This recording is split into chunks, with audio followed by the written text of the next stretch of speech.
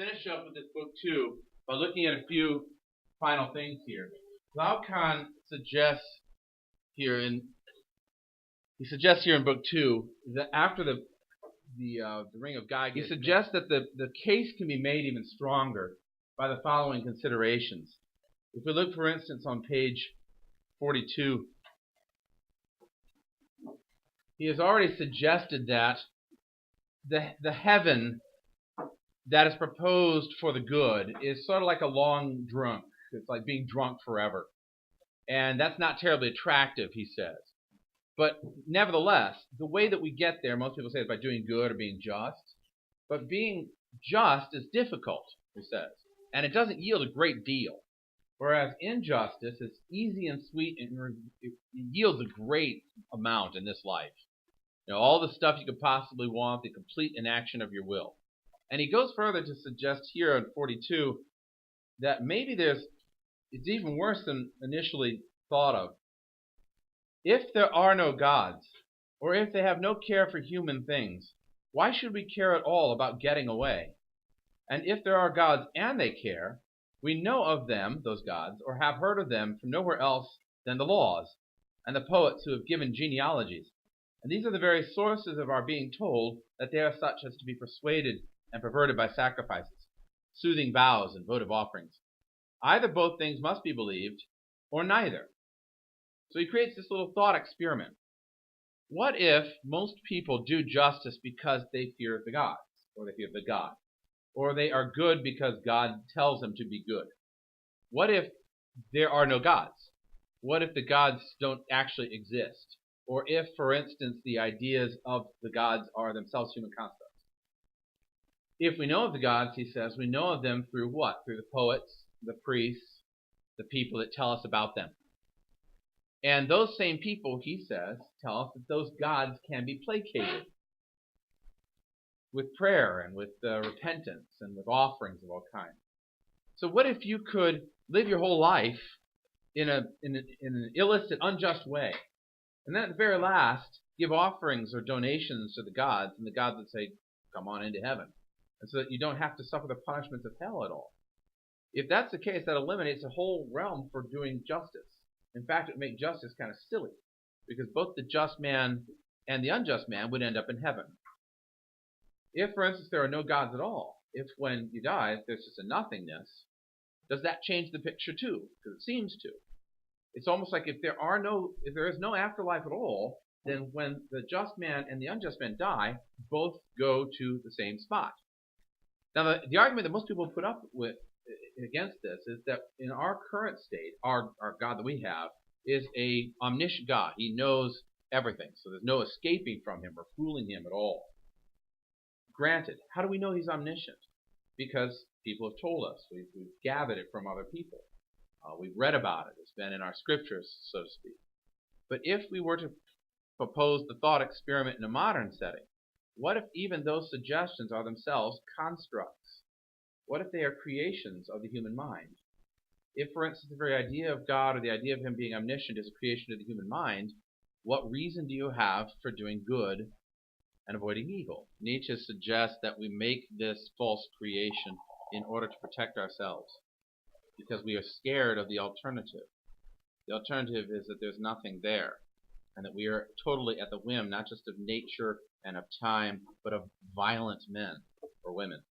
And consequently, we create these false structures, these illusions or lies, that allow us to keep ourselves in control and control other people. Hobbes talks about it as the social contract. Basically, if life is nasty, solitary, poor, brutish, and short, then we create a compact with other people, which is an illusion, but it keeps us from getting killed.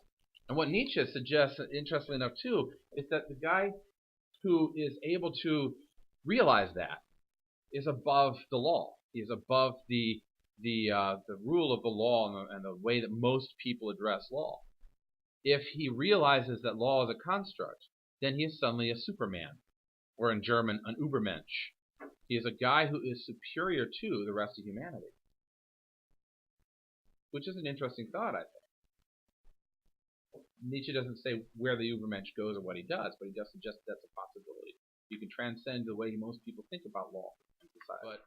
But Socrates suggests that justice is itself, well, I won't give away what he suggests justice is. He suggests that in order to see justice, we have to see it in the context of human civilization. But he also intimates that a person who escapes from the normal way of thinking about law and society is himself like a god. Both in the story, where remember where he gets the ring, it says he'll be like a god when he has this ring, and Socrates himself suggests that the whole movement from the high place to the low place suggests he's been in a higher place where most people are. The suggestion of sheep suggests that most people operate as sheep, but the shepherd is above the sheep. So there are all these intimations or hints that somebody who transcends this actually has greater power, greater dominion than everybody else. Whether it's just or not, I don't know if I'm ready to reveal that. The problem is something of a paradox, though, because on the one hand, it's absolutely necessary to have laws and even to have, if I can say so, these ideas about the afterlife and God for society to exist. It can't exist without it. We fall into the Lord of the Flies, like William Golding suggests.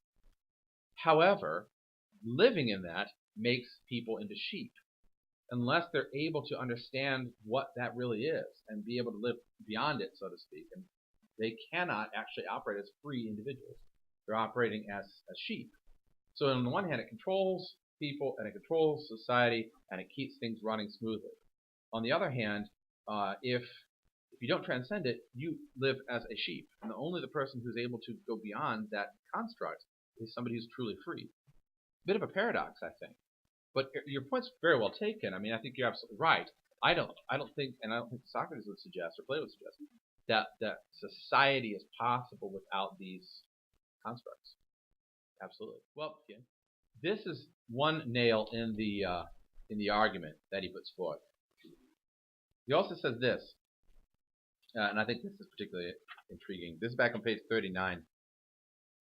If we're looking at the fate of the just man and the unjust man will live a life doing everything he wants and getting everything he wants, and eventually he can placate the gods, so he lives in eternal happiness after this life. So he lives happiness here, happiness in the next life if it exists. Whereas the just man has the following fate given to him on page 39. With two such men, he says, in 361e, with two such men it's no longer hard, I suppose, to complete the speech by a description of the kind of life that awaits each man. It must be told then, and if it's somewhat rustically told, don't suppose it is I who speak, Socrates, but rather those who praise injustice ahead of justice. They'll say that the just man who has such a disposition will be whipped, he'll be racked, he'll be bound, he'll have both his eyes burned out, and at the end, when he has undergone every sort of evil, he'll be crucified, and know that one shouldn't wish to be, but to seem to be, just. So on the one hand, the just man meets a fate that's absolutely horrible. He gets abused, ostracized, laughed at, kicked out of society. He gets ignored. At the worst, he gets scourged, tortured, and then crucified. And he dies suffocating on the cross with everyone around him telling him, this is pointless. You're foolish. You're silly. You should have seemed wise and just rather than have been wise and just. Right? Because being wise and just gets you that, crucifixion and death. Whereas seeming that way, where you fool everybody, gets you a life of happiness and joy and ease and pleasure. And then here's the end of the just or the unjust man. After all, Aeschylus' saying applies far more correctly to the unjust man. For really, they will say, it is the unjust man because he pursues a thing dependent on truth and does not live in the light of opinion, who does not wish to seem unjust but be unjust, reaping a deep furrow in his mind from which trusty plans bear fruit. First, the unjust man rules in the city because he seems to be just. Then he takes in marriage from whatever station he wants and gives in marriage to whomever he wants. He contracts and has partnerships with whomever he wants, and besides benefiting himself in all this, he gains because he has no qualms about doing injustice. So then when he enters contests, both private and public, he wins and gets the better of his enemies. In getting the better, he is wealthy and does good to friends and harm to enemies. To the gods he makes sacrifices and sets up voting offerings, adequate and magnificent, and cares for the gods and those human beings he wants to care for far better than the just man. So in all likelihood, it is also more appropriate for him to be dearer to the gods than is the just man. Thus, they say, Socrates, with gods and with humans a better life is provided for the unjust man than for the just man. And Glaucon's final point here is that the unjust man is more capable of, on the one hand, enacting his will. And who said justice was enacting your will? Thrasymachus. Yeah, there you go. The guy who tried to thrash Socrates. Thrasymachus. He says that justice is doing what you want. Well, the unjust man has a better chance of that. And the unjust man has better chance of doing good to his friends and harm to his enemies. Who said justice was doing good to your friends and harm to your enemies? Yeah, Polemarchus. Yeah. Polemarchus is saying that it's justice is doing harm to your enemies and good to your friends. And who is able to make the most sacrifices and give the most money to the church and appear the most virtuous because he has time to do so? Who says that? Yeah, the first guy, Cephalus. And so the unjust man, Glaucon says, is able to embody all three definitions of justice better than the really just man. Why? Because he has more leisure, he has more money, he has more fame, he has more power. And if you look at the world at large even today, who is it that normally ends up winning? Who is it that normally ends up getting the best jobs? Who is it normally that ends up getting the positions in Hollywood? Who is it who normally who ends up getting the most wealth? Is it the guy who's just and honest and deals straight with everybody? Or is it the guy who's willing to do underhanded deals and cut edges, cut corners, and deal unjustly with people? You may not have any clue. My cynical mind would say that the unjust man today is the most successful guy. And he looks the best, and he's the guy who has the most leisure time, and he's the guy who has the most wealth. He's the unjust man. So Glaucon's critique says the unjust man appears the most just in this life, and if we took this experiment further and said that there was no gods, that we could deceive them, then he's also the happiest in the next life. So first question would be, is he correct? Is there merit to what he's saying? On the one hand, because the very same people that tell us, here's how it reciprocates in the next line. In his pagan world, the gods that they know of through priests, poets, and the adult figures, the civil figures. Those same figures that say that the gods exist, say that the gods can be placated by sacrifices and by penance. So if they exist, right, and they control the next life, then if you gave enough dough, enough money, and enough honors to them, and were repentant at the end of your life, then you secure a place in the next world. That's in his world. Now, if we translate it into our world, how do we know that there's a God? What are the sources for telling us what this God is like? How do we know how we get to this other world? What is the source? If the source is, on the one hand, the poets, and then the priests, and then adult authority figures, don't those same adult authority figures suggest, at least, that penance can get us off the hook, so to speak? Now, we can certainly say, well, it depends on what's in your heart, right? You have to be really penitent. Okay? But again, if you're really penitent at the end of your life, you get off the hook. So there's a way out for the unjust man, so to speak. He can be really penitent at the end of his life, and boom, he's off the hook. Saddam Hussein, for instance, let's take a guy like that. The end of his life, right before he's about to be choked, and he says, this is a bad idea. My whole life sucked, and I'm sorry for it. He gets hanged, boom, he goes to heaven. And when you go to heaven, you'll see Saddam Hussein. The guy put enemies through wood chippers, for crying out loud, His sons raped the whole countryside. This is justice. It's kind of striking that even in our context, the idea of penance changes the nature of the game.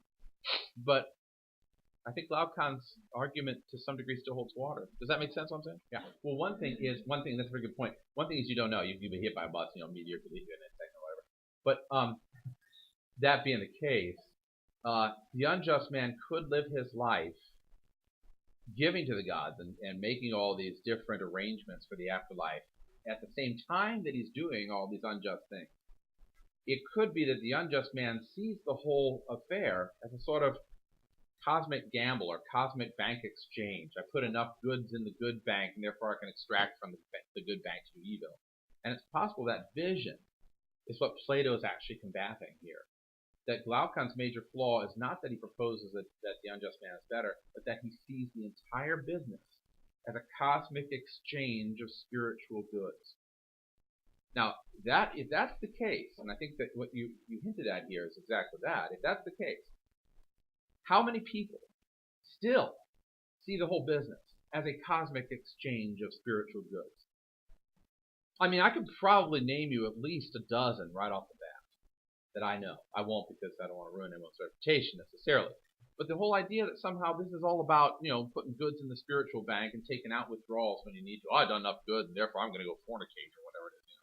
I mean, I know people like that, and it's striking the way that works.